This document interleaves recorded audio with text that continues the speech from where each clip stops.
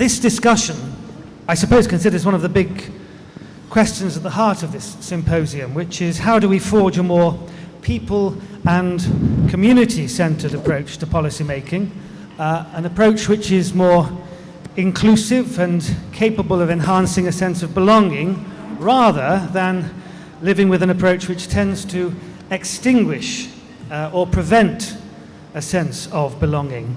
It's all very well and good, I suppose, to talk about things like well-being, inclusiveness, happiness and health, but what are the practical ideas, the checks, and for that matter, the tests and the measurements that ensure that the notion of belonging is taken seriously and is included in the mix rather than excluded or simply ignored or forgotten?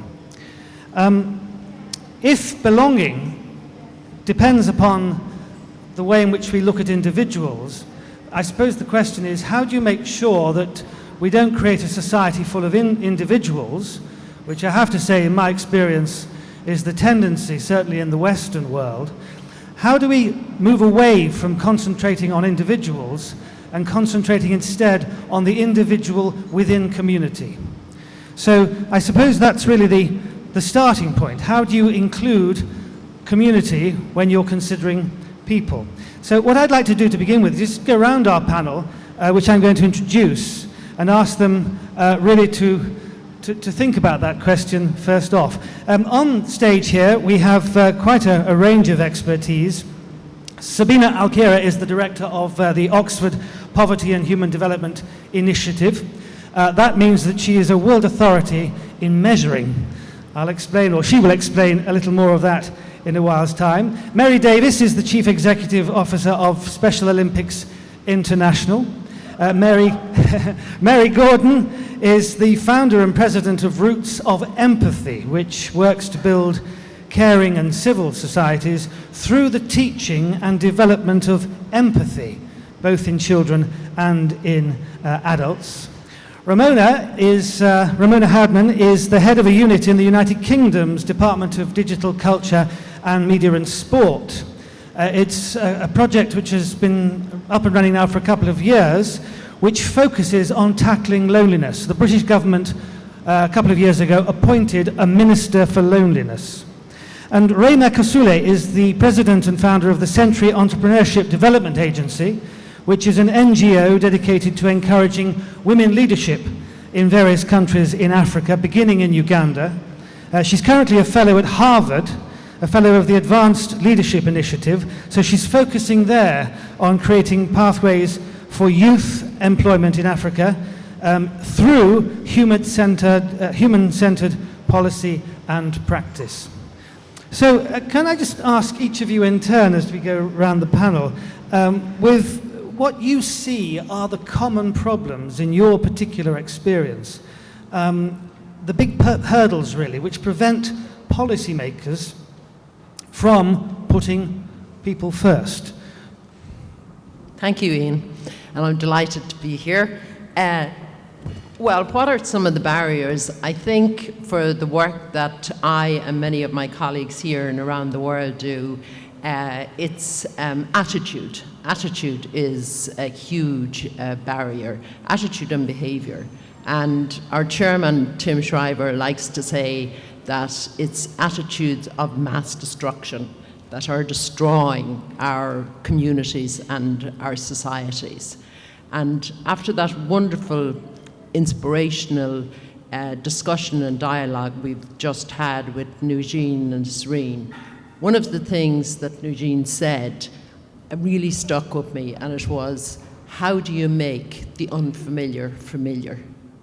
And I think it's a great way of saying what we are all trying to create. And we really are trying to create communities of acceptance and inclusion so that everybody can feel respected and valued for the gifts, the individual gifts that we all can bring to our communities and our societies. So there are many things, I think, that are barriers and that can change and that policies can change. But I think if we can, and it's not just about policymakers changing, it's about what can we do the question that was asked as well at the end. What can each and every one of us do to make that change happen? And the other thing that struck me about what Nugene said as well, she said, I like to take charge. And I really liked that as well, because she's such a leader. I like to take charge. And in my environment and my work with people with intellectual disability as well, they like to take charge. I mean, we have Matthew Williams and Crystal here. We have Ben Hack here from Australia. We have many of our athletes here at this seminar. They want to take charge. And you could see that Nugene really took charge in relation to overcoming what must have been the most impossible, incredible barriers to do what she did with her sister Nazreen, and what they achieved was just amazing. Mary, you're an expert in empathy. I imagine institutions don't understand that word. That must be quite a hurdle. Different countries understand empathy differently. In the United States, and I know we have a lot of folks here from the United States, you weren't allowed to use the word publicly up to about a dozen years ago, where you were considered as a man to be a wimp. So that has changed, fortunately. But in terms of your question about the understanding of how policies work or don't work, there's a very big sense, in my view, that values determine policies. And different countries have different values. And I always believe that we measure what we treasure. So what are we measuring in society? And what is the valuing of childhood and children? And if we don't value children, you can pretty well make sure that anyone on the fringes will also not be valued. So who is the God? Is it money? What is the God? So there's need really to identify what are the ultimate values in a society, and do we consider children social capital? Do we consider them individuals with rights because they breathe? Or do we only consider them people who have to be well educated so that they will contribute financially to society? Or are there bigger considerations of what we contribute as an individual to society? So there's always been a disconnect between research policy and what we implement on the ground programmatically. But there's also an undercurrent of what do we believe is important, what do we care about, and there are huge variances by culture and by country. The policies in Scandinavia are very, very different. And where do you have the happiest children? So we are beginning, I think, to care more about well-being and to broaden the definition of what is health and what is it to be a citizen. I think we have a long way to go. Okay, we'll come back to your work in a little while. Rehmah, with your work with women's leadership in Uganda, which is where it all started, I mean, what were the big hurdles there, and what do they remain? Thank you very much. And for me, first of all, I will appreciate this. Having 5 powerful women on the panel, I think this is the future. And to your point, it's about inclusion. And many times, people think women cannot lead change. And for me, I say when women lead, change happens. So the first hurdle that we are having is inclusion. And secondly, silos. Everyone is doing something on their own, and people are not talking to each other. For example, academia is not talking to policymakers. Policymakers are not talking to practitioners. Practitioners are not including women and young people. So each one is doing their own little thing. And if we are to make this into a movement, we need all of us working together. So the third one, and this may sound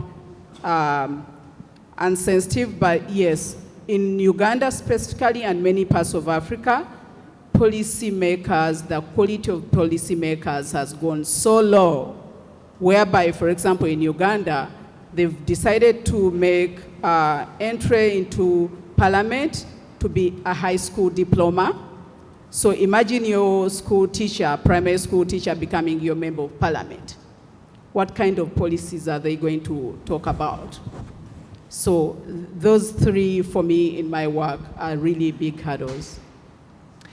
Sabina, you spend your life measuring, as I said earlier. You've created this poverty index. I imagine when you come up against policymakers, it's the fact that policymakers don't really understand what they're talking about in terms of, for example, the definition of poverty. It's really interesting. You talked about putting people first and what prevents it, and that's a title of a book. And what it meant in those days was not only looking at the money that people have if they are disadvantaged or poor, but looking at, in a sense, the different things that are going wrong at the same time in terms of somebody in their household with a health issue or lack of schooling or lack of housing or work. And so when we think of poverty, often we think now of different dimensions of poverty, but still in a very material sense. And so I think what's different about this gathering is that we are thinking also of the relations. So picture two women, Miriam and Anna, and they sell their vegetables next to each other on the street. And then today, somebody comes, kicks their baskets over, says they're no longer permitted to sell there, and if they come back again, they'll be driven away. Anna goes home. She falls into her partner's arms, sobbing, and she's comforted. Her neighbors come around. They stand in solidarity with her. But Miriam goes home alone. There's nobody to listen, or maybe there is somebody, and they are very upset she's lost her job. There can be lots of invisible aspects of poor people's lives that measures even of poverty in a wider sense omit. So I'll close with one example in Bhutan, which we may discuss later, which measures both a poverty thought multidimensionally and also gross national happiness. You look at the 3 poorest regions out of 20 in the country. One is in the least happy, one of the least happy regions. One is in a middle happy region. But one of the very poorest regions in terms of poverty is one of the happiest in terms of community. And so when we take this different optic of relationships that matters so much to the lived experience of poverty out, we're missing something important. Ramona, you must have sat across the table from quite a few government ministers and policy makers. In the time that you've been working with this unit, what would you say have been your biggest hurdles in that situation? Well, I think I would agree with what a lot of people on the panel have said, and I would count myself a policymaker as an official who reports to government ministers.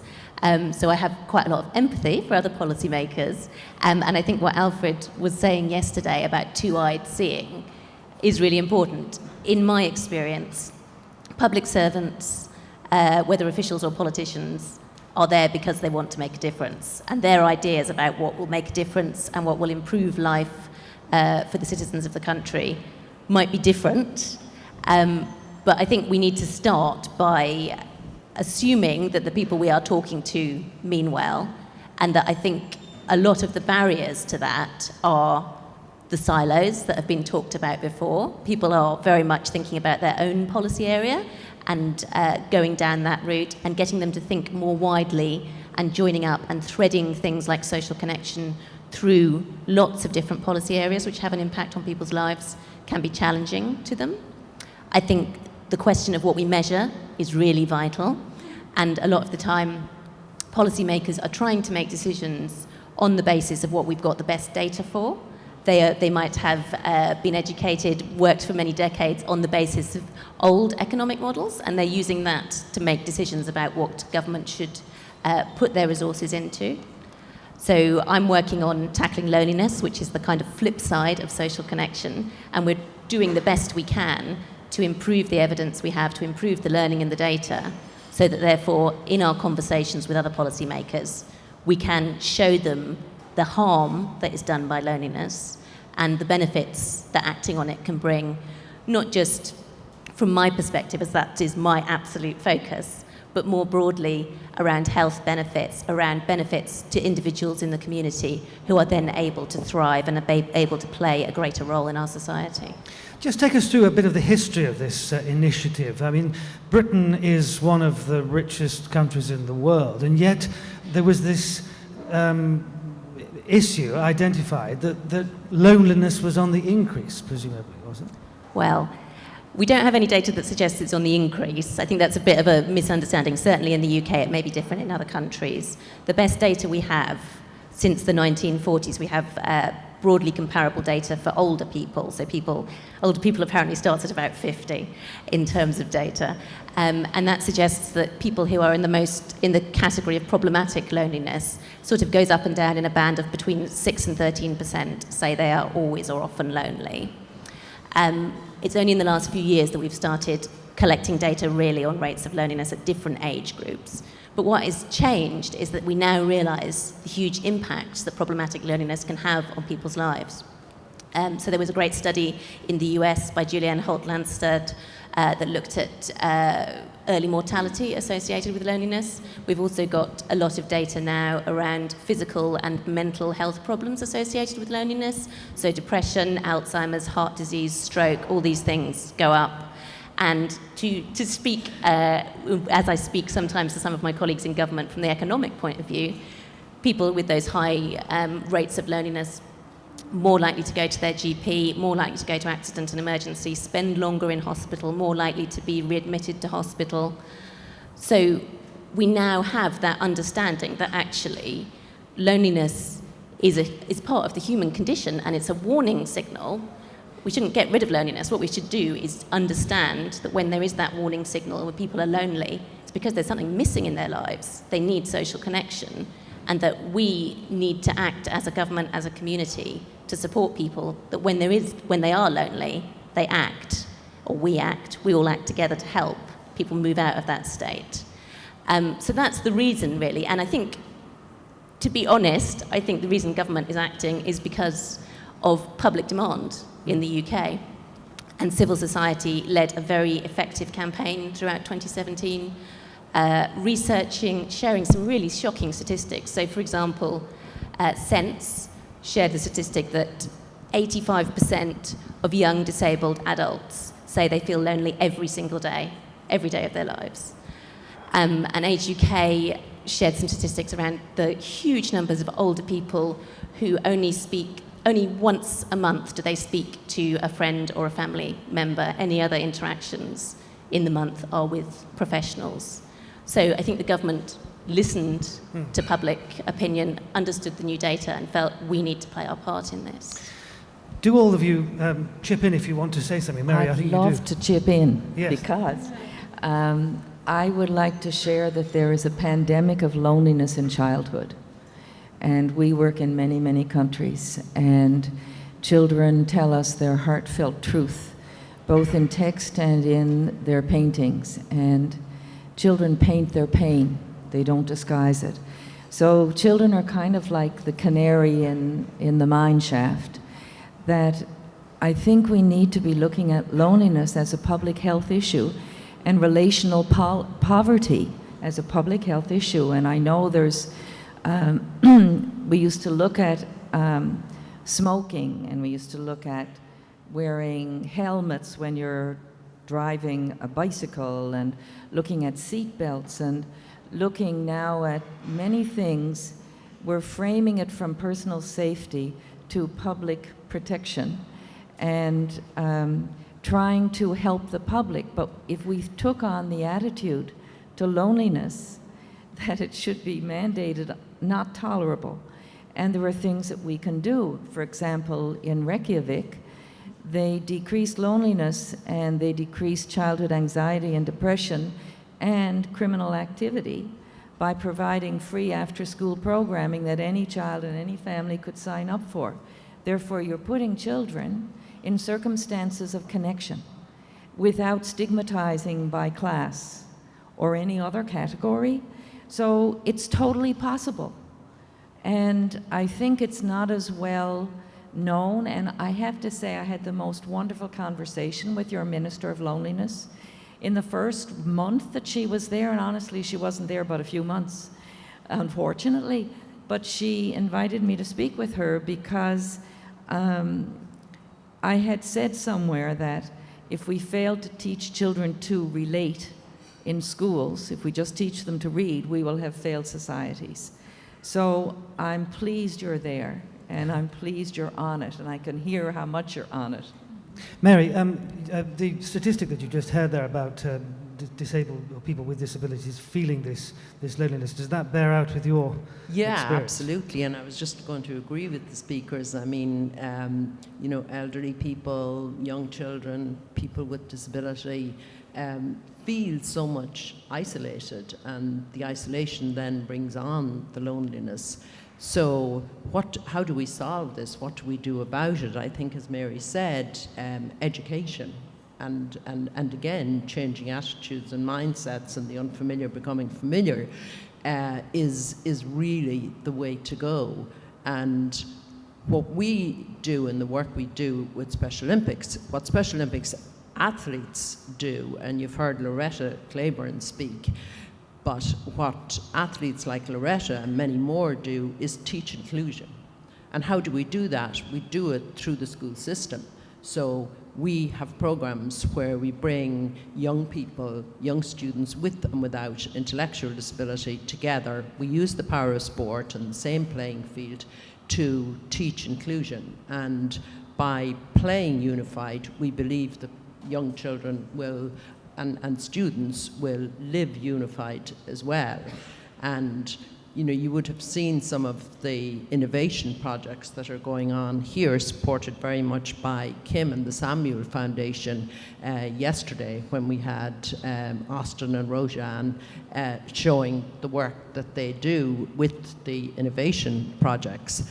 And we have so many examples of that around the world, where the Special Olympics athletes themselves are leading the way in teaching inclusion. And a very good example of that, actually, with one of our youth activation programs in Hawaii, where a young girl, a student in a high school, and another student without intellectual disability, so with and without, so Brittany and her partner without intellectual disability, were teachers of inclusion in the high school. And what Brittany felt was that had she had that program when she was in elementary school, so the younger she had that program to teach younger people in elementary school, younger children, the importance of inclusion and integration and acceptance and respect, then that they would grow up with that. So what she did in terms of her innovation project, and she was very much, Brittany was very much with her friend Sydney, was very much the leader of this, she decided to take the program that they were doing in Hawaii in the high schools and bring it to the local elementary schools. And that made a huge, huge difference. And the results we find with that program is that it very much hugely reduces bullying, reduces fear as well, and really helps the students to become more inclusive. And then, of course, that carries over into the home, because these students go home and they tell their families what they were doing, and their siblings, and the wider community as well.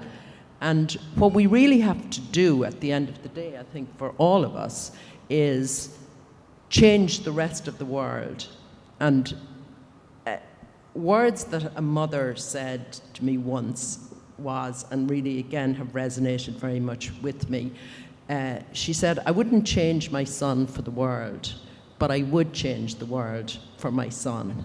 And it's true, and it's like one of the speakers yesterday talked about the bubble, that people with autism, they're in the bubble, but no, we're the people. We, the rest of society, are the people in the bubble. And how do you change that? And what systems, and what policies, and what education can you put in place that's going to ensure that changes it? I believe, really, in a strong way that education, training, schooling, in whatever way, is what can really make a difference.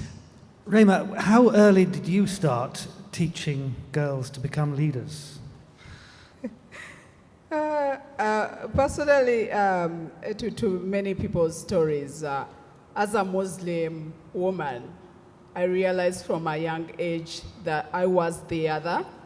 So in Uganda, you are either discriminated on your ethnicity or your religion. Those are the two main things.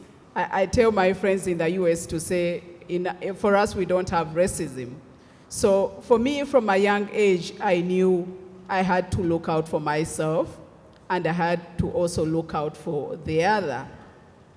And one of the things I did from a young age, before I even started this work, is to always look out for example, if we are playing on a field or on a slide, to say who is not playing. And I was bullied by, or was also a bully, to say, you've had your chance, give her a chance. And from a young age, I didn't realize what that meant, but it meant giving other people space and including them. And I like the quote which says that diversity is being invited to the table, inclusion is being asked to dance, but belonging is letting you to choose the music. I think that's so critical, because many times we are not allowed to choose the music. And for the boys, I work with boys from the slum areas in Uganda. These are Muslim boys. And one of the things I realized with them, because of their identity being Muslims, in Uganda we don't have like Muslim centers for youth centers. So I set up this center so that these young Muslims also feel that this is our own thing, we belong, because mosques don't have centers, churches have centers. So with that, they belong to this center, but they also dialogue with each other. Then we form mentoring clubs, which they do peer learning and peer support, because peer support for us is important, and in our countries, people don't get lonely because we do a lot of dancing and talking together. But it's the social isolation which is different, where people are excluded from, for example, employment. And so we decide to teach them vocational skills. And last for me, and one of the things that I believe in strongly, is giving young people a voice to speak up, but also speak out on anything that is happening in their lives. And when you give them that voice, they get the confidence. You see them from someone who has been like this. Our cultures as women, we are supposed to look down. They don't speak as much as I do, but suddenly you see them stand tall and look up. And giving them that voice gives them the confidence to even dream bigger. And that's what I do. I give people a voice and let them dream as big as possible.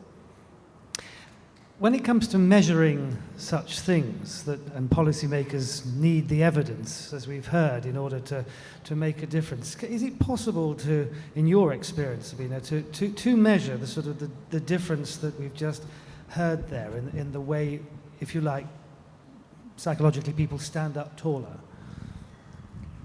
I think so, and I'm a bit self-conscious in this group because numbers are sort of the bad guy, and we're a people group.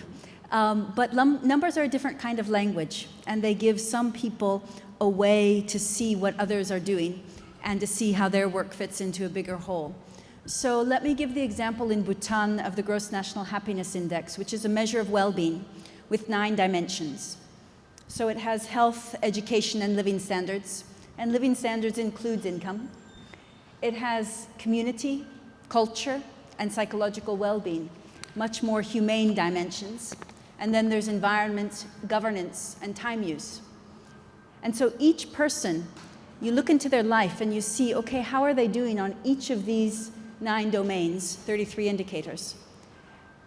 And you get an overall sense of, in a sense, what their life is like. And they don't need sufficiency in all of them to be happy, because each of us have our different blend of aspirations and vocations. But you need a critical mass, and policy needs to provide that. So that's the common conversation tool of where are people too deprived to have the conditions for flourishing. And as I mentioned, it gives a different picture from just looking at poverty or just looking at money.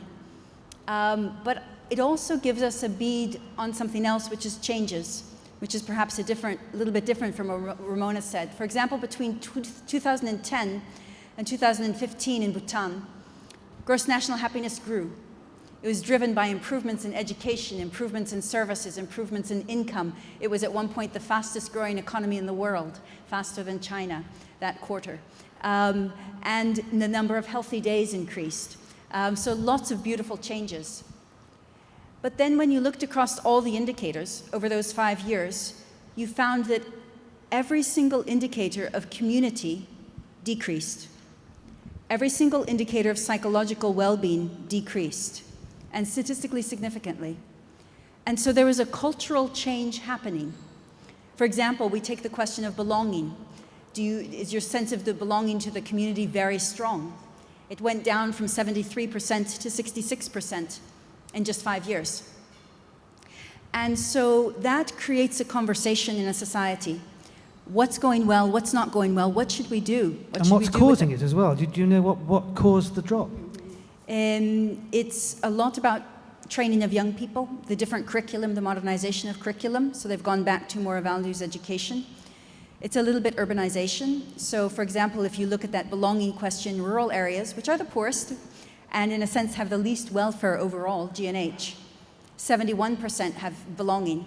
And in urban areas, it's 51%. And so there are big differences. So you can find out and explore that and talk further. So I could speak a lot more about measurement. There are better measures of well-being and social isolation than we used in Bhutan. We've used them elsewhere. But that's an example of in context, in a conversation between different actors, how you can see this is different and you better watch it. And I think, just to echo finally what colleagues have said, it's a change. So if in a traditional society like Bhutan, this was always part of life. Or the Arab proverb, remember your tribe, they are the wings with which you fly. Or what Mandela said, rain doesn't fall on one house alone. So we always before had this endemic in our training, and now the people who make apps and who make curriculum maybe don't recognize that as such valid knowledge. I'd just like to go back to your subject, empathy. I may be very naive here, but I would have thought it's a natural feeling. You know, we open the doors for each other. We have a sort of a connection with each other. Is it, or is it taught? It's not taught, it's caught. Caught? Yes. I don't think you can teach empathy in traditional school-like ways. There's no flashcard for empathy. It's really mirror neurons you're talking about, and it's in the first year of life that the way you are related to by a parent or parents has everything to do with the child's feeling loved and understanding themselves, and you can only understand others and relate to others if you understand how you feel yourself. And if your feelings aren't validated or responded to in a contingent way, and I'm not talking about having a PhD in psychology, I'm talking about, do you know how to relate to another little tiny vulnerable person? And in the Roots of Empathy program, we do develop or foster empathy.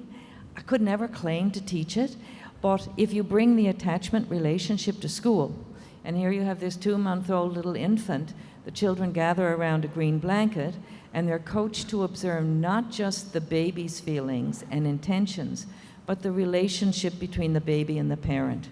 And children really become quite emotionally literate from this experiential learning. And there's 2 pieces to empathy. There's the cognitive empathy, which is taking perspective, and we're not so bad at that. But if you're really good at that and you don't have affective empathy, that can make you a super effective sociopath.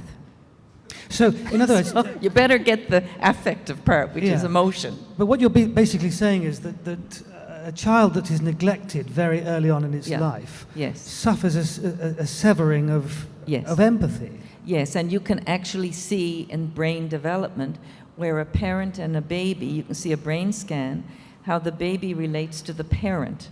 It's almost a dance. And if the baby doesn't get that, the eye-to-eye contact and the touch, the multiple firing and wiring of neurons actually wires us up to love or to hate. And we don't take into our policy making this research. So more education and more spoon feeding and top down is not helping brain development.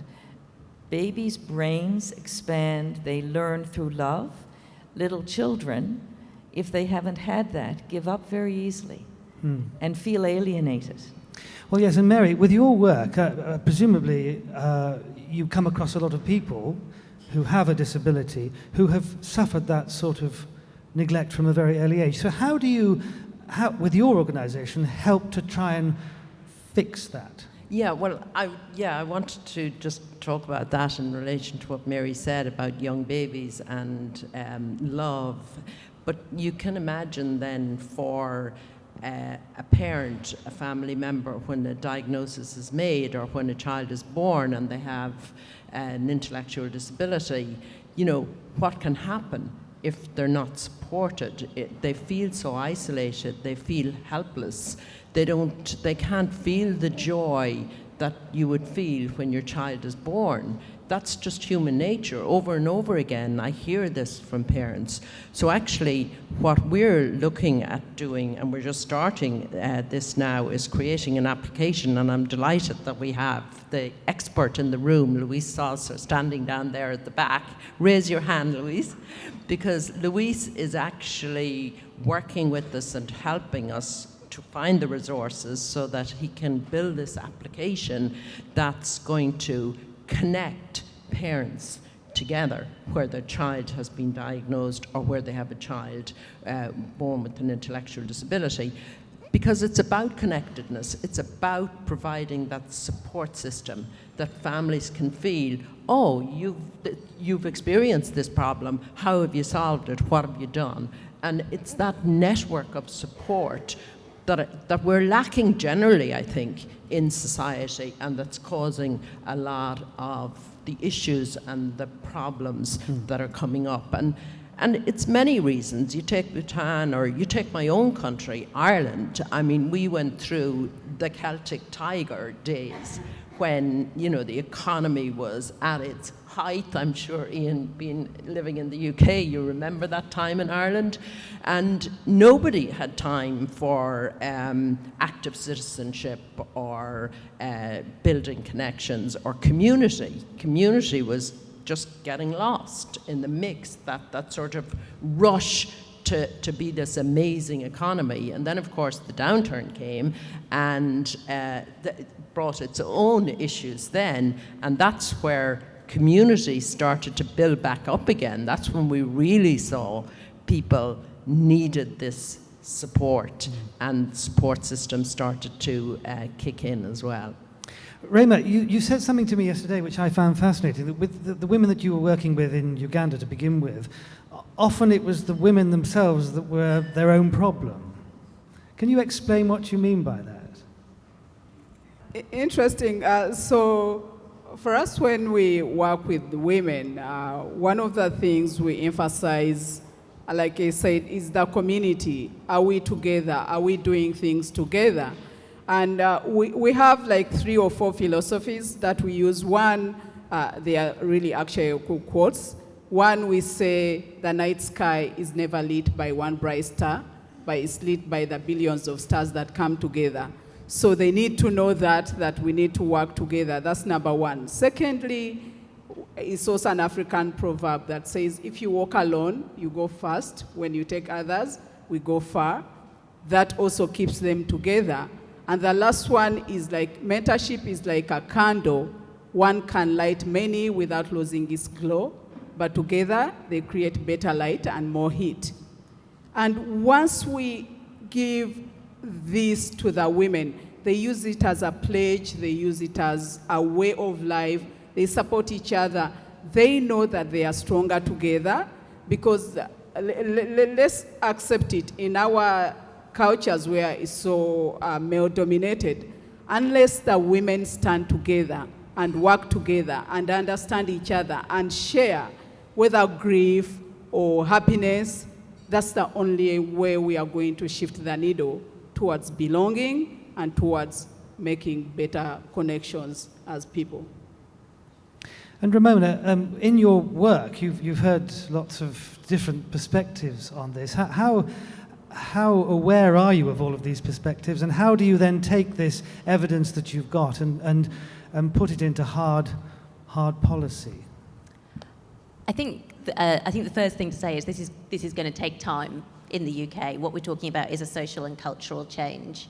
And I was really struck yesterday by what Bill Alford, I think, said on the video link when he was talking about you can create laws, you can put these things in place, but actually societies decide for themselves what is acceptable. And so I think what we really need, what our role in government is to act in partnership with civil society and communities on loneliness. And the important thing is that we recognise this is going to take time and we need to be committed to it for the long term. So we've made a start, and we really see our focus in 3 areas, 2 of which really link to what Bill was saying, which is firstly, we need a national conversation on loneliness. We need people, which is what he was saying about people needing to think about their collective rights and responsibilities.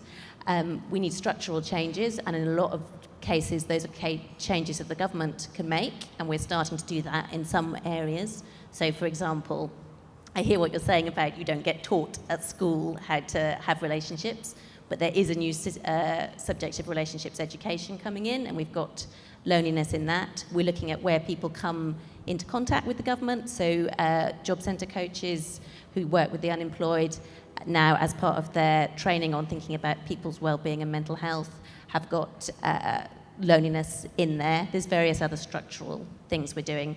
And then the third one is evidence, and it is about measuring. So we've agreed a way that we are all going to try and cohere around to measure things so that we are better able to understand what the situation is and what we can together do about it. So particularly on childhood and youth loneliness, if we hadn't been asking questions about loneliness for the last few years across age groups, we would probably still assume this was just a problem for old people. So now that we know that, there are various things we're doing. There's grant programs. We've got a small public information campaign designed by young people, for young people. The Office for National Statistics has done specific qualitative research with children and young people of different ages to start learning what more we can do. So I hope I've picked up most of the perspectives. There were lots of wise things said. Mary? Yeah, and that's the great thing about measurement. Measurement identifies the problem. So then you can have your intervention, whatever the intervention is, and then the measurement again then can show you the impact. And those are the 3 things we really need to do to make a difference. Well, look, you've listened to the panellists. I think it's about time we had some questions from the floor. I presume there are some microphones around, so if anybody has a question, and could I ask you to ask questions, please, because it's much more productive for the conversation rather than just make statements. There's one just there. Could you tell me who you are as well, please? Thank you so much. Very insightful. Just a kind of a question to all panel and who would like to say, like, the environment out there is changing. I come from a rural background where there was a lot of connectedness, and I never felt isolated, basically. But I moved to urban areas where I feel isolated, basically. So norms are changing. So my question is basically, in this changing environment, what kind of new social norms we need to develop, basically? What kind of new social norms do we need to develop? I can have a go at that. In the UK as well, generally speaking, in urban centres, we see higher rates of loneliness. In rural areas, there's sometimes greater isolation because the transport links aren't so good. But there is a lot in urban areas. And it's hard to know what we need to change in terms of social norms, and I think it's really hard to change social norms. So there's been various different experiments in the UK, Transport companies are quite into the idea of having chatty carriages in tube trains and buses, so they have explored that. Seems to be more successful on buses and on long-distance trains than it is on the tube. I think in London there is definitely a culture on the tube that you keep your eyes down and you do not speak to anyone. But the British Red Cross is one of our main charity partners, and they have a lovely saying, which is, anyone can feel lonely, everyone can help. And I think actually that it has come up a lot in the discussions so far, but just acknowledging people, smiling at people, those little interactions with neighbours that can perhaps develop into friendships, inviting, as was said this morning, inviting people over for a meal. I think where there are different cultures, it is difficult to do those things, and sometimes we need structures in place. So, for example, there's a brilliant charity in the UK called the Cares Family, which has noticed that in a lot of urban centres, you have young professionals moving in who are very lonely, perhaps working long hours, don't know anyone. But then also you often have older people who've lived there their entire lives, and the world has changed around them, and that maybe they don't have such strong relationships. So the Cares Family they set up kind of one-to-one friendships, but they also run social clubs, and it's very much on a reciprocal, everybody brings something way. So there might be a vinyl club where everybody will bring their own LPs and listen to each other's music from different times, or there might be something where, so sometimes there's an older neighbour who has great skill in dancing and will teach people how to do ballroom dancing, or younger neighbours might there's Google employees, invite the older neighbours to come and visit their workplace. So I think it needs many, many changes. Mary, you just Very quick answer. I think we all ache to belong, whether you're 2 or 20 or 200. And if little children who live in developed countries, they all go to school, if they have the chance to find the humanity in a baby and the vulnerability in the baby, then in themselves, and then to be able to read the emotional cues of the other, and to realize that the connective tissue of humankind is our ability to recognize we share the same feelings, which is basically what empathy is. Children become the actors of civil society. Children become the ones who will drive the bus of connection, who will do the things quietly without any formal adult prompting. But because they know how the other person feels, they say beautiful things like, do you want to play? So if they grow up, it's the same thing as you want a beer, do you want to go for a coffee? If little children grow up thinking and behaving like that, problem solved. Another question. There's a question at the back there. My name is Sabina, and I've been working with the SCSC as a senior fellow on this question, actually. And I want to ask the ladies, how would you feel about adding intersectional to this beautiful lining here? So there's human-centered, there's policy-making. How about intersectional, human-centered policy-making? How was that practiced in your different fields to ensure that you capture the people who benefit from the least representation, the people who have the least access to these spaces of policy-making? I'm thinking of the UK, you have a great diversity there, people come from all walks of life. How do you make sure that a hijabi woman would feel that she belongs in a room of people who do not have the same faith, do not have the same culture, and have different experiences, but they all suffer from the same loneliness? Who would like to take that on? How do you strengthen intersectional, human-centered policymaking? I feel I've done a lot of talking. Sorry, I like talking. I think it's a really good point, and we work with lots of different charities who represent lots of different groups in the UK, and one of the things that is great is how well they work together. So there's something called the Loneliness Action Group, which again is chaired by British Red Cross, that brings together 50 national organisations, and it's really brilliant how they can represent their different communities and can talk together. So it doesn't feel like there's lobbying coming in on one side for carers and another side for people with disabilities and another side for young people and another side for old people. it is quite joined up. I think I'm not saying it's perfect, there's more we could do. I think within government, we need to recognise that we don't always have the expertise here. We need to always be asking that question that you are asking, but we need to be working with communities and with representatives from communities who have that deep expertise, and then thinking how can we do that together, and how can we make sure that we try and act in a way that is, it's a really hard thing to do, that is serving as many people as possible broadly, but then recognising the differences in their needs. Rehmah, just briefly, if you would. Just briefly, we have policies, but turning policies into practice is really critical for us. And I'll talk about, in practice, what we do. For example, in terms of inclusion, there's what we call edutainment, where we use entertainment to educate people.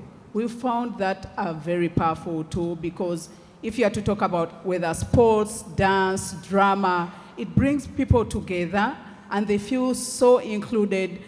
They don't know each other, all of a sudden they are laughing and talking about great things together, because they all believe either they support the same team or they love the song, and that's one of the ways we bring people together, through edutainment.